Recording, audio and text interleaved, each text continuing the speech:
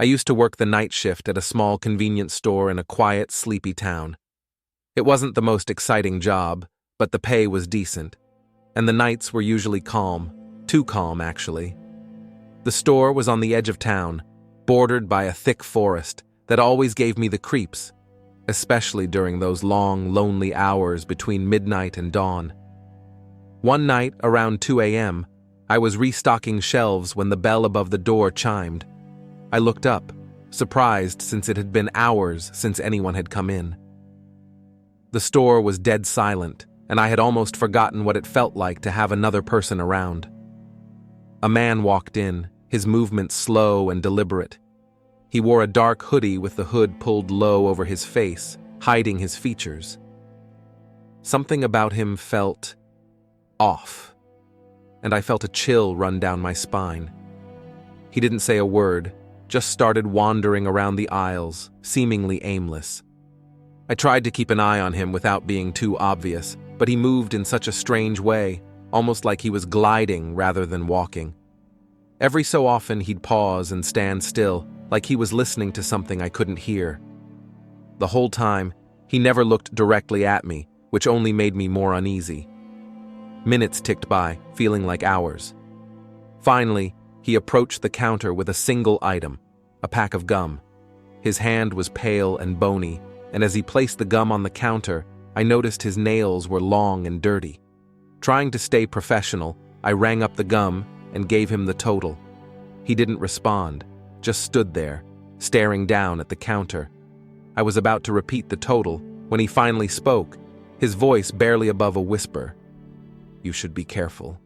Not everyone who comes in here is alive."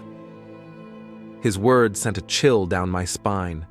I forced a nervous laugh, trying to brush it off as some weird joke, but he didn't laugh. He didn't even move. He just kept staring down, his face hidden under that hood. I handed him his change, but he didn't take it. Instead, he turned and walked out of the store, leaving the gum on the counter. My hands were shaking as I locked the door behind him, something we were supposed to do after a certain hour. I looked outside, expecting to see him walking away, but the parking lot was empty. He was gone. There was no way he could have disappeared that quickly, but there was no sign of him anywhere. For the rest of the night, I couldn't shake the feeling that I was being watched. Every time I glanced out the window, I half expected to see him standing there, just beyond the reach of the streetlights. But the parking lot remained empty, eerily still under the flickering lights. A few nights later, I was back at work, trying to forget the encounter. I had almost convinced myself that it was just a prank or some weird guy messing with me. The night was uneventful until, once again, around 2 a.m., the door chime rang. My heart skipped a beat as I looked up, expecting to see the same man. But the store was empty. The door was still locked. Confused, I checked the security cameras, thinking maybe there was a glitch.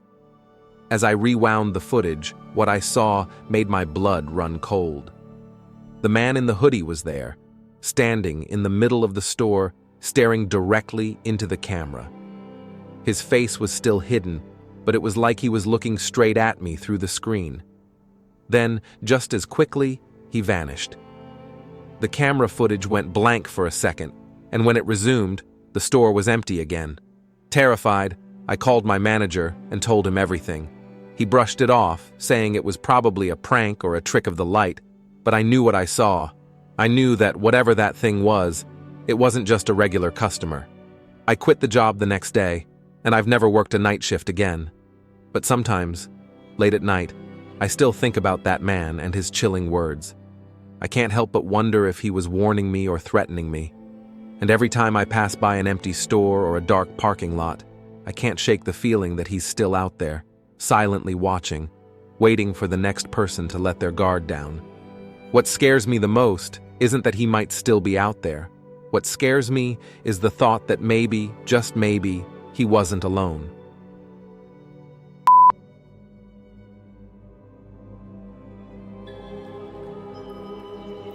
A few years ago, I decided to take a solo camping trip to clear my mind after a stressful period at work. I've always loved nature, and there was a secluded spot deep in the woods that I'd heard about but never visited. It was supposed to be the perfect place to disconnect from the world and find some peace. I arrived at the trailhead in the late afternoon, my backpack loaded with supplies, and set off into the dense forest. The hike was beautiful, with the sun filtering through the trees and the sounds of nature surrounding me.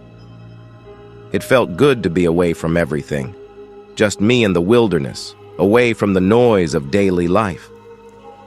As the sun began to set, I found a clearing by a small, tranquil lake, the perfect spot to set up camp.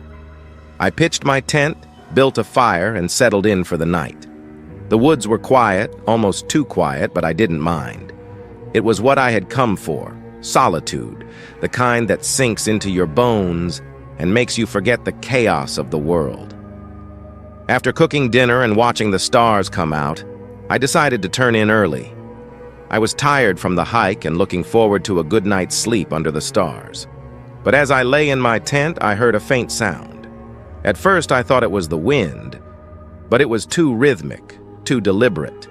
It was a soft, whispering sound, like someone murmuring just outside my tent. I sat up, straining to hear, but the whispers faded away, leaving only the rustling of leaves. I brushed it off as my imagination, maybe the wind passing through the trees, but it had sounded so human. I tried to convince myself that it was nothing, that I was just tired, and eventually I drifted off to sleep. But in the middle of the night, I was jolted awake by that same whispering. This time, it was louder, more insistent, as if whoever, or whatever it was trying to get my attention. My heart pounded in my chest as I listened, trying to make out the words, but they were too garbled, too inhuman. Terrified, I grabbed my flashlight and unzipped the tent. I shone the light into the darkness, but there was nothing there. The woods were still, silent, except for the occasional creak of the trees. I tried to calm myself down, telling myself it was just the wind or an animal, but deep down, I knew it wasn't. I spent the rest of the night wide awake, clutching my flashlight, listening to the whispers that seemed to ebb and flow with the wind. They were always just out of reach, just on the edge of understanding, and they filled me with a deep, primal fear. When morning finally came, I packed up my camp as quickly as possible and started back down the trail, eager to put as much distance between me and those whispering woods as I could. But the whispers didn't stop. As I walked, they seemed to follow me, growing louder the further I went. It was like the woods themselves were alive, murmuring dark secrets that I couldn't quite understand. By the time I reached the trailhead, I was practically running, the whispers now a constant, eerie hum in my ears. I jumped into my car and sped away, but even then, I couldn't escape the sound. It wasn't until I was miles away, with the forest far behind me, that the whispers finally faded. I swore I would never return to those woods, and to this day, I've kept that promise. But the story doesn't end there. A few weeks after I got home, I started hearing the whispers again. At first, it was only at night, in the stillness of my bedroom, but soon, they followed me throughout the day, growing louder and more insistent. It was as if something had followed me back from the woods, something that refused to let me go. I tried everything, moving to a new apartment, sleeping with music on, even seeing a therapist, but nothing worked. The whispers were always there in the back of my mind, a constant reminder of those dark, cursed woods. Sometimes, in the dead of night, when everything is still, I can almost make out what they're saying. And every time it sounds like they're calling me back to the forest, urging me to return and listen to their sinister secrets. I know that if I go back, I might never return. But the whispers won't stop, and I'm not sure how much longer I can resist their call.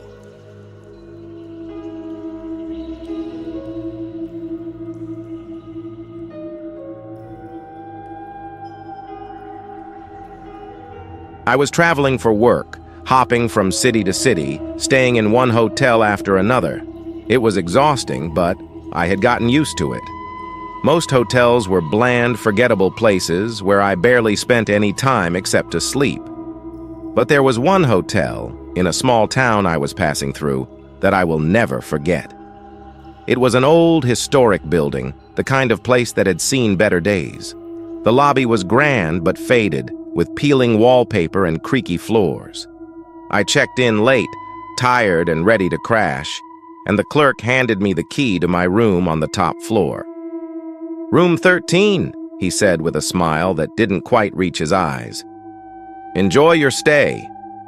The elevator creaked and groaned as it carried me up, and when I stepped out onto the top floor, I was greeted by a long, dimly lit hallway that seemed to stretch on forever. The air was thick with the smell of dust and something else I couldn't quite place. My room was at the end of the hall, room 13, the door slightly ajar as if it was waiting for me. I pushed the door open and stepped inside, flipping on the light. The room was small and simple, with outdated furniture and a musty smell that clung to everything. There was an old, ornate mirror on the wall opposite the bed, the kind you might find in an antique shop. It was dusty, the glass slightly warped, but there was something about it that made me uneasy. I tried to ignore the feeling as I unpacked and got ready for bed, but that mirror kept drawing my eye.